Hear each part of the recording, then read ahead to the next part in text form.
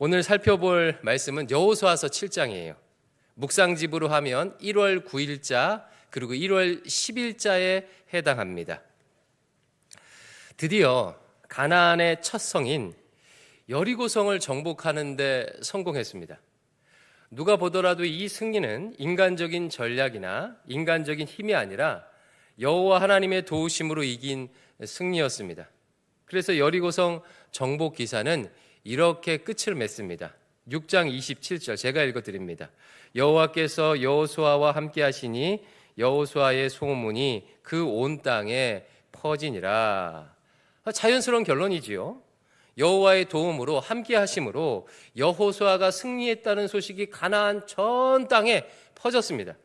그런데요 그 바로 다음 구절이 이상해요. 오늘 본문 7장 1절 말씀, 이 말씀을 같이 한번 읽어볼게요. 시작.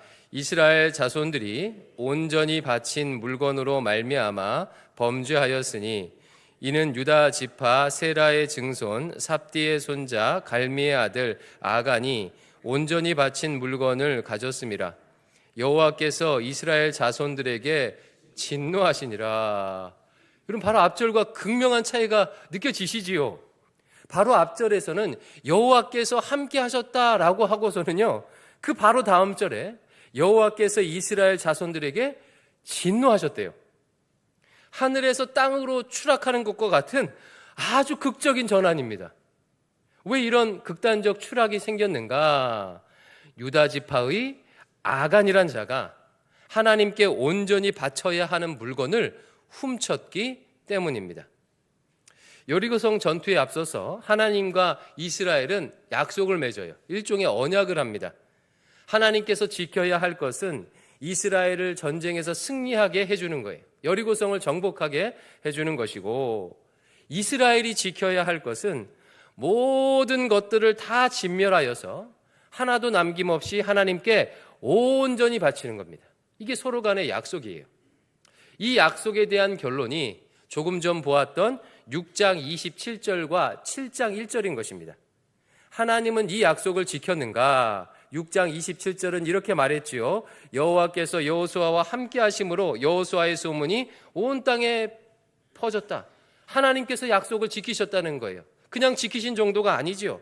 여리고성을 정복하게 하셨을 뿐만 아니라 온 땅에 그 소문이 퍼지도록 해주셨어요. 여러분, 우리 하나님은 언제나 약속을 신실하게 지키십니다. 지키실 뿐만 아니라 더 풍성하게 넘치도록 그렇게 해주시는 분이세요. 그러면 이스라엘은 약속을 지켰는가? 7장 1절이요. 그렇지 않다고 말하는 거예요. 유다 지파의 아간이라는 자가 하나님께 온전히 바쳐야 하는 물건을 훔쳤다. 언약을 지키지 않았다. 이 일로 하나님께서 이스라엘에 진노하셨다. 이스라엘이 언약을 지키지 않은 결과는 참담했습니다. 여리고성을 정복하고 여리고로부터 약 24km 정도 떨어진 아이성을 정복하기 위해서 정탐꾼을 보냅니다. 정탐꾼이 돌아와서 이렇게 말해요. 우리가 정탐해 보니 이 성은 여리고성에 비해서 매우 작습니다. 굳이 수고스럽게 모두가 나가 전쟁에 참여할 필요가 없습니다. 한 3천 명만 보내도 충분히 승리할 수 있습니다. 이 보고에 이스라엘은 3,000명 정도의 군사를 보냅니다. 정탐꾼이 3,000명 정도라고 했는데 3,000명을 보냈으니 당연히 승리하리라 예상했겠지요. 결과는 참패였어요. 5절 말씀 같이 읽어봅니다. 5절입니다. 시작.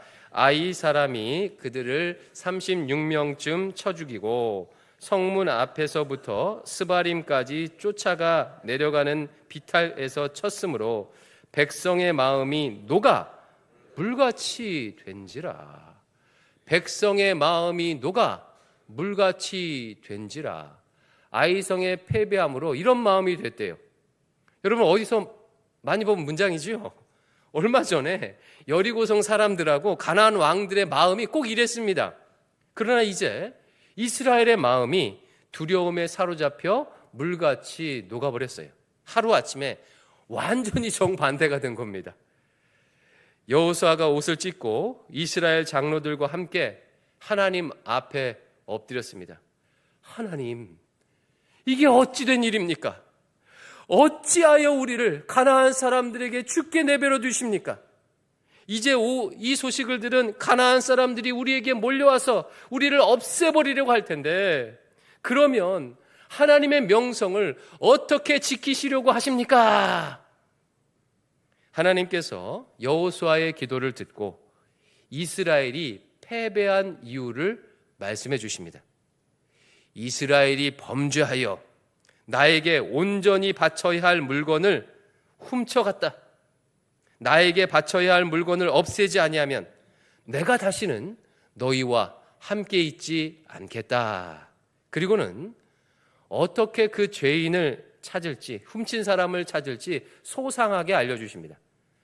지파대로 여호와 앞에 나와 제비를 뽑고, 뽑힌 지파 중에서 족속대로 제비를 다시 뽑고, 뽑힌 족속은 가문별로 다시 제비를 뽑고, 뽑힌 가문은 또 제비를 뽑아서 범인을 찾고, 그 범인과 그의 모든 소유를 불사르라고 명령하십니다. 이에 여호수아가 여호와의 말씀대로 제비를 뽑았더니 유다 지파의 아간이 뽑혔어요. 그제서야, 뽑히고 나서야 아간이 자신의 죄를 고백합니다. 제가 신할의 외투 한 벌과 200세겔의 은, 50세겔짜리 금 한 덩이를 몰래 가져다가 제 장막 땅 속에 묻었습니다. 여호수아는 그가 탈취한 물품과 그의 온 가족과 그의 모든 소유를 끌고 아골 골짜기로 데리고 갑니다.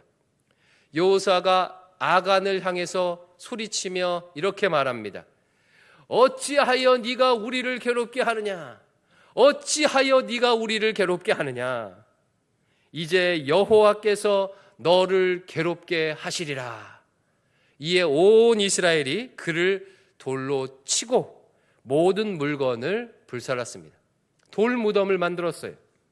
그제서야 여호와의 맹렬한 노가 그쳤고 사람들은 그 골짜기 이름을 괴롭게 하다라는 의미의 아골 골짜기라 부르게 되었습니다.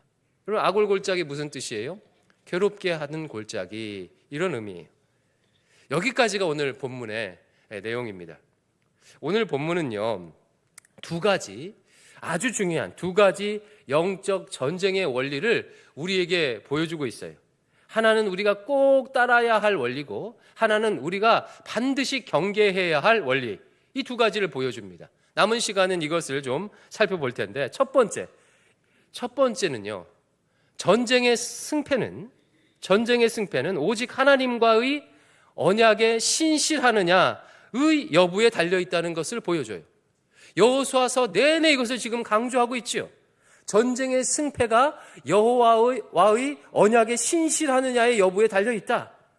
여러분, 여리고성 전투나 아이성 전투의 승패 원인은 이스라엘의 전투력이나 적의 크기와 상관이 있었습니까? 없었습니까? 전혀 없었어요.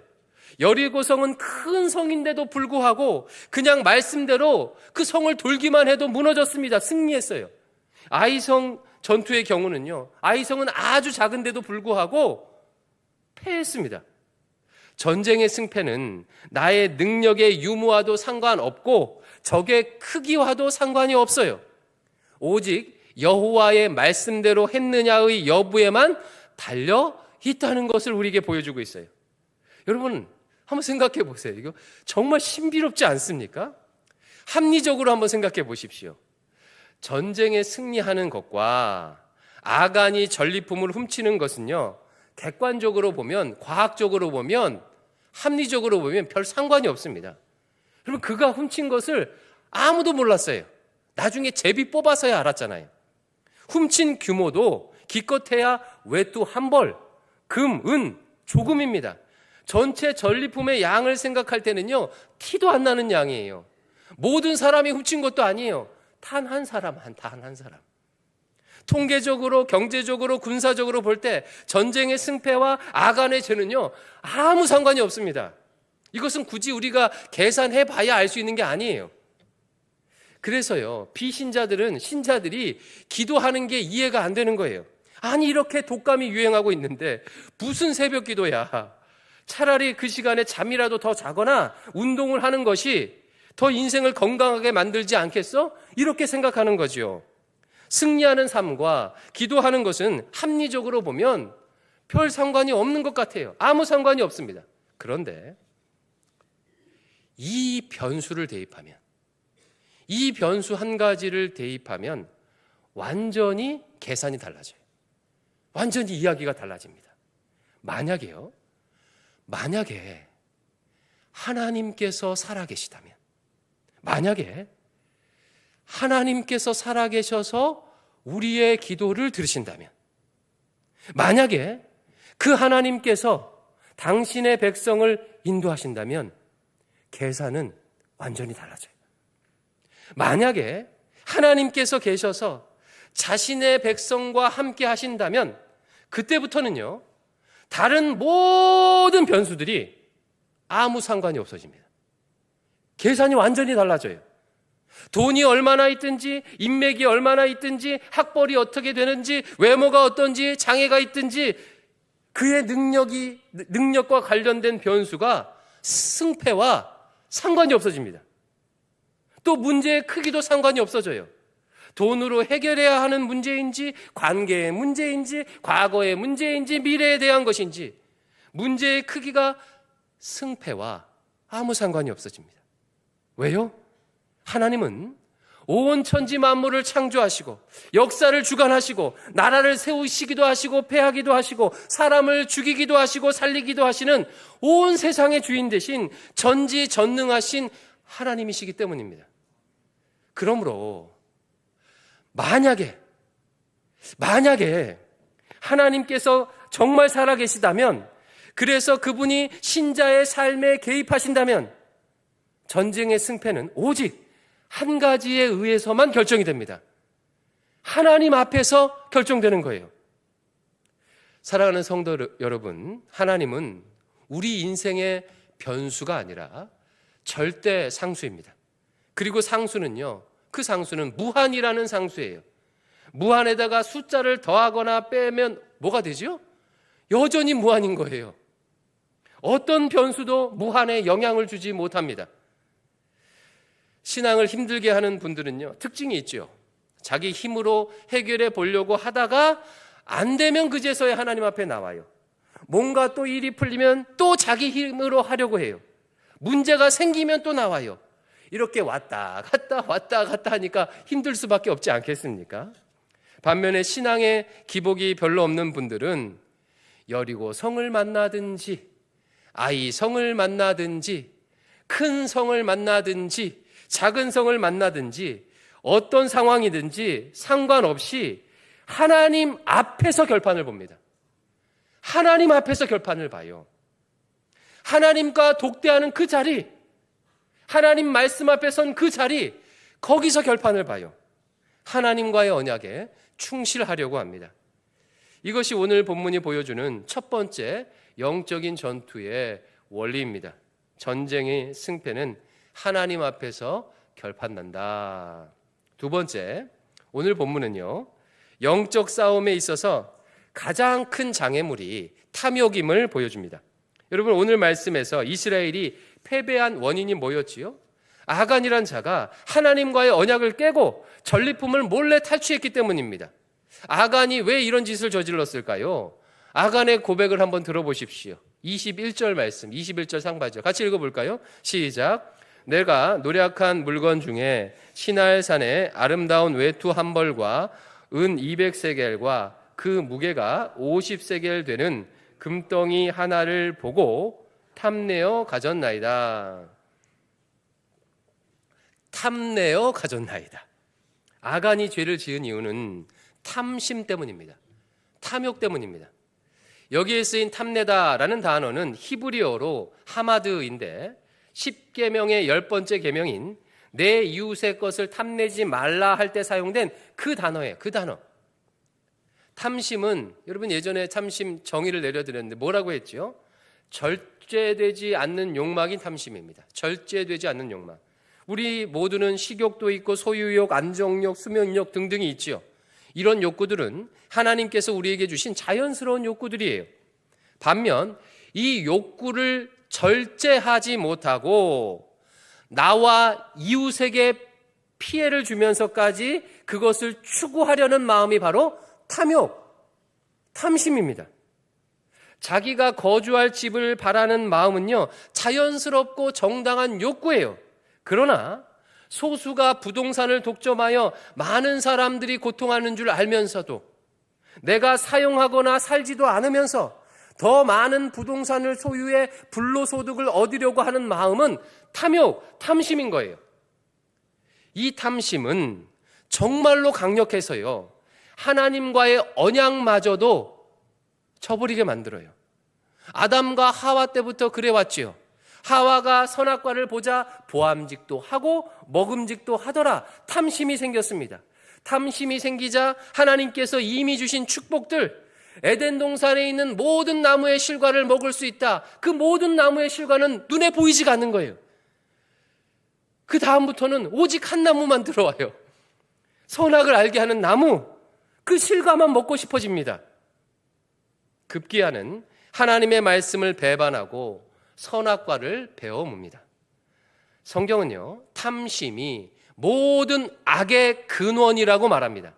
디모데전서 6장 10절 말씀, 돈을 사랑하는 것이 일만악의 뿌리라. 돈에 대한 탐심이 모든 악의 뿌리다.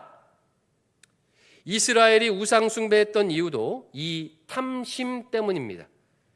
남들보다 더 많은 농작물을 얻고 부강해지려는 탐욕 때문에 바알을 섬기고 아세라를 섬겼던 거예요. 그래서 성경은 이렇게 말합니다. 골로새서 3장 5절, 그러므로 땅에 있는 지체를 죽이라. 곧 음란과 부정과 사욕과 악한 정욕과 탐심이니. 탐심은 뭐다? 우상숭배다. 탐심 때문에 우상숭배를 하는 것입니다. 우리가 올해 영적 싸움에 승리하기 위해서는 이 탐심을 물리칠 수 있어야 합니다. 돈에 대한 탐욕, 권력에 대한 탐욕, 물건에 대한 탐욕에 사로잡혀 있어서는 절대로 영적 전쟁에 승리할 수가 없어요. 오히려 아간처럼 교회와 가정에 큰 피해를 줄 것입니다. 그러면 어떻게 탐심을 우리가 이길 수 있을까? 방법은 하나밖에 없습니다. 자, 아간이 왜 탐심이 생겼는지 21절 상반절을 한 번 더 읽어보겠습니다. 왜 탐심이 생겼는지 한번 보세요. 시작. 내가 노략한 물건 중에 시나엘산의 아름다운 외투 한 벌과 은 200세겔과 그 무게가 50세겔 되는 금덩이 하나를 보고 탐내어 가졌나이다. 외투와 금덩이, 은덩이를 보자 탐심이 생겼습니다. 아담과 하와가 선악과를 바라보자 탐심이 생겼어요. 탐심은 볼 때 생깁니다. 한 유명한 CEO가 이런 말을 했지요. 하수 장사꾼들은 사람들이 필요로 하는 것을 만들어 파는 장사꾼이 하수 장사꾼이다. 진짜 장사꾼은 자신이 만든 것을 소비자가 욕망하게 만들어서 판다. 이 말이 무슨 뜻인지 이해가 되시지요? 정작 필요하지 않은데 장사꾼들이 보여지는 이미지를 보는 순간 그것이 필요하다고 생각하게 만든다는 거예요. 그래서 사고 싶어진다는 거예요. 여러분, 세상이 이런 방식으로 작동되지 않습니까? 이게 탐욕이 작동되는 방식입니다. 볼 때 생겨요. 탐욕은 볼 때 생깁니다. 결국 탐욕을 이길 수 있는 방법은 무엇을 보고 사느냐가 결정하지요. 매일 핸드폰을 켜놓고 수많은 사람들의 욕망을 보면 나도 다른 이가 욕망하는 것을 욕망할 수밖에 없습니다. 우리는 그런 존재잖아요. 그러므로 보는 것을 바꾸지 않는 이상 탐심을 이길 수가 없습니다. 매일매일 하나님의 말씀을 바라보고 주를 깨끗한 마음으로 부르는 자들과 함께 그들을 바라보면서 의와 믿음과 사랑과 화평을 따르고 순간순간 예수님, 그리스도 예수를 바라볼 때 탐욕을 이길 수 있는 거예요. 이런 삶은요, 지루하고 폐쇄적인 삶이 아닙니다. 하나님의 거대한 역사에 동참하는 우주적인 삶이 이런 삶이에요. 오히려 이 시대 사람들이야말로 자신을 핸드폰 안에 가두어 놓고 SNS에 가두어 놓고 폐쇄적으로 살고 있는 것입니다. 말씀을 맺겠습니다. 오늘은 아간의 이야기를 통해 영적 전투를 치르는 두 가지 원리를 배웠지요. 전쟁의 승패는 하나님 앞에서 결판이 난다. 하나님과 언약의 신실함에 의해 결판이 난다. 영적 전쟁에 승리하기 위해서는 반드시 탐욕을 물리쳐야 한다. 보는 것을 바꾸어야 한다. 올 한 해 이 두 가지를 기억하여 영적 전투에서 승리하시기를 축원합니다.